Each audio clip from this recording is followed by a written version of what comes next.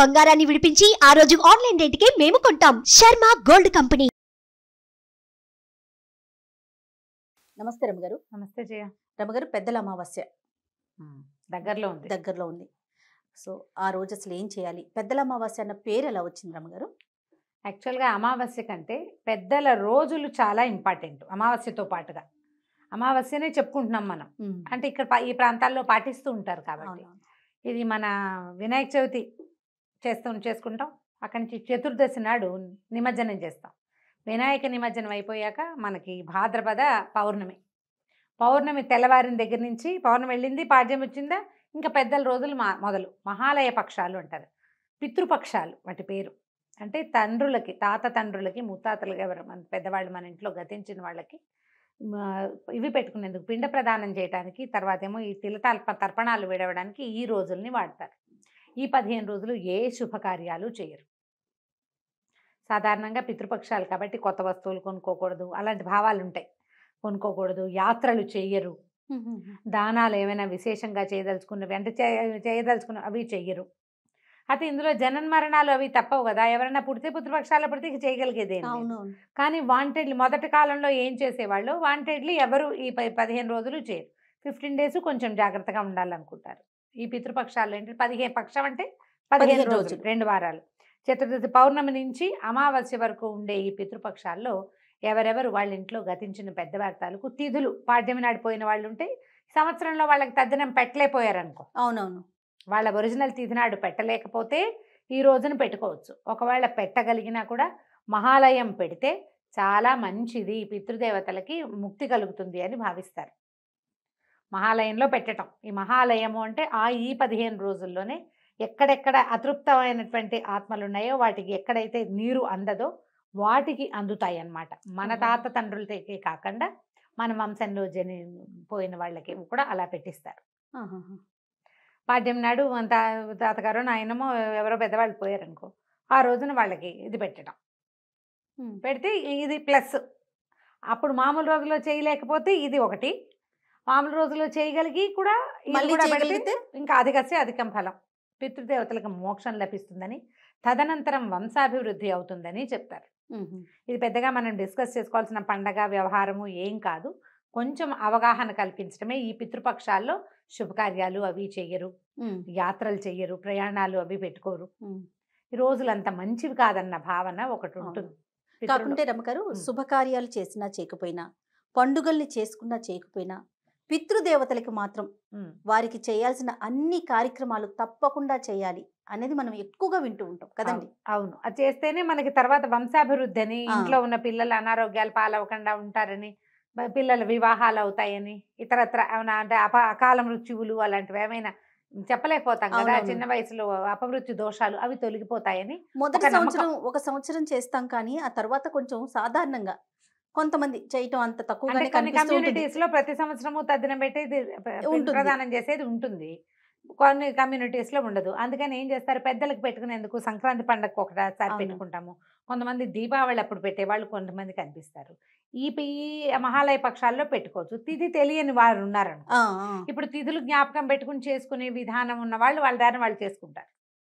Okay, ఆ communities వాళ్ళు వాళ్ళ దారిని వాళ్ళు ఆ రోజున తిథి నాడు తద్దినం పెట్టుకుంటారు, చేసేసుకుంటారు. పెద్దలకి పెట్టుకుంటారు. తర్వాత ఈ తిథి నాడు మహాలయంలో వచ్చే తిథి నాడు కూడా వాళ్ళంతటి వాళ్ళు చేసేసుకుంటారు. వాళ్ళకి చెప్పేదేం లేదు. కానీ మన తల్లి తండ్రి తాత వాళ్ళు ఏ రోజున పోయారో మనకి తెలియనప్పుడు పెద్దల అమావాస్య రోజున వాళ్ళ కోసం పిండ ప్రదానం చేయించవచ్చు. ప్రధానంగా ఏం చేస్తారు అమ్మగారు? పిండ ప్రదానం చేయటం అంటే బ్రాహ్మణులు చేసే క్రియ పెద్దవాళ్ళ కోసం పెడతారు. ఇళ్లలో పెట్టుకునేటప్పుడు ఏం చేస్తారంటే 2 ఆకులు వేసి అన్ని పదార్థాలు వండి చక్కగా పప్పు, కూర, పులుసు, పచ్చడి, 2 పదార్థాలు లేదా 2 కూరలు 2 పచ్చళ్ళు కాకుండా 4 కూరలు 4 పచ్చళ్ళు కూడా వండుతారు. కొన్ని ప్రాంతాలని బట్టి కలగూర వండుతారు, కొన్ని చోట్ల స్వీట్లు, పాయసము, తర్వాత పులిహోర, అంటే అన్ని రకాల పదార్థాలని నివేదనలాగా పెడతారు. అయితే పెద్దవాళ్ళ పేరు చెప్పుకుని వాళ్ళ పేరుతోటి బట్టలు పెట్టుకోవటము, ఎవరికైనా బట్టలు ఆ బట్టలను ఇచ్చేస్తారు. వీటినేమో చాకళ్ళకి ఇచ్చే ఆ పద్ధతి ఉంటుంది. ఎవరికో ఇంటికి పనిచేసే వాళ్ళకి ఇచ్చేవాళ్ళు కొంతమంది వాళ్ళ విధానాన్ని బట్టి పెట్టుకుంటారు. ఇది ఇంట్లో మనకి లేకపోయినా కూడా చేసి, ఇప్పుడు మనకు ఒక అనుమానం ఉంది, ఇది సాధారణంగా అందరూ ఎవరి పద్ధతి ప్రకారం వాళ్ళు చేసుకుంటారు.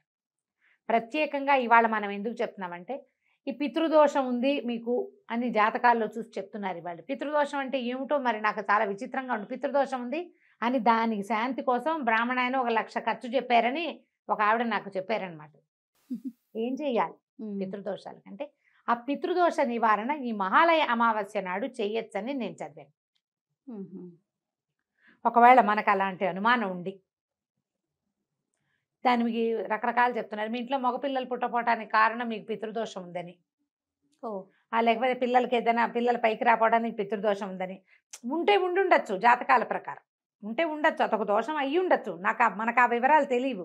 కాకపోతే ఏదైనా చెయ్యాలని భావిస్తారు కదా, ఆ చెయ్యాలని భావించే వాళ్ళు కనుక ఈ మహాలయ పక్షం రోజున మన తాత తండ్రి ముత్తాత గారు వాళ్ళ పేర్లు మనకు పేర్లు కనుక తెలిస్తే వాళ్ళ పేరు మీద ముత్తాత వరకు మనం పెట్టచ్చు.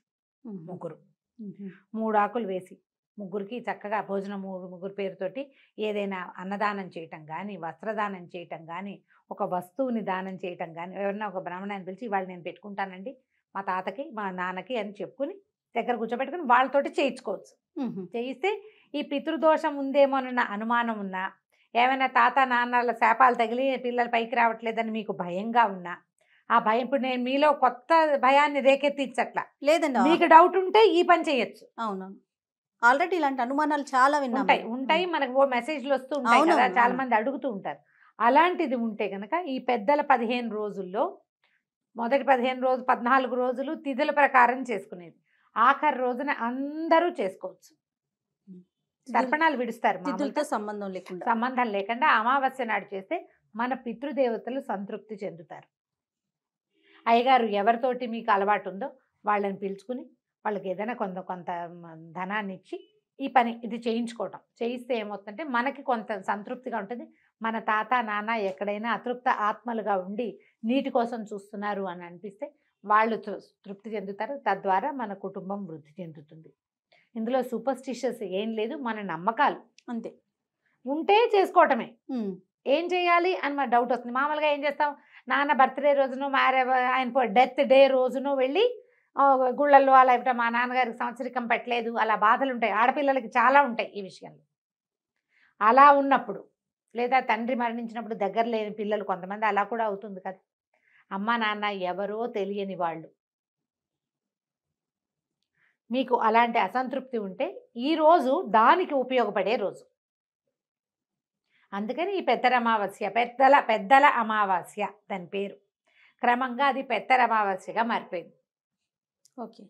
ఆ రోజున బ్రాహ్మడికి ఇచ్చే వస్త్రం కానీ, ఏదైనా డబ్బులు కానీ, లేకపోతే మోయిని ఇస్తారు, అదే మనం ఏమంటారు, మన స్వయం పాకం మోయిని ఇవ్వటం అంటారు.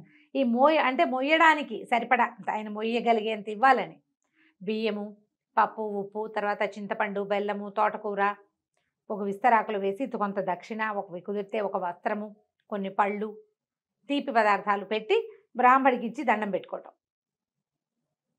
దానివల్ల కూడా అది కూడా మీ పితరులకి చెందుతుంది. ఈ మహాలయ అమావాస్య నాడు చేసేటువంటి ఏ దానమైనా కూడా పితృదేవతలకి చెందుతుంది. నేను ఇవన్నీ చేయను, సూపర్స్టిషియస్ నేను చేయను అంటే నువ్వు ఇంకోటి చేయొచ్చు. ఏ అనాథ శరణాలయంలోనూ ఆ రోజు భోజనం పెట్టండి.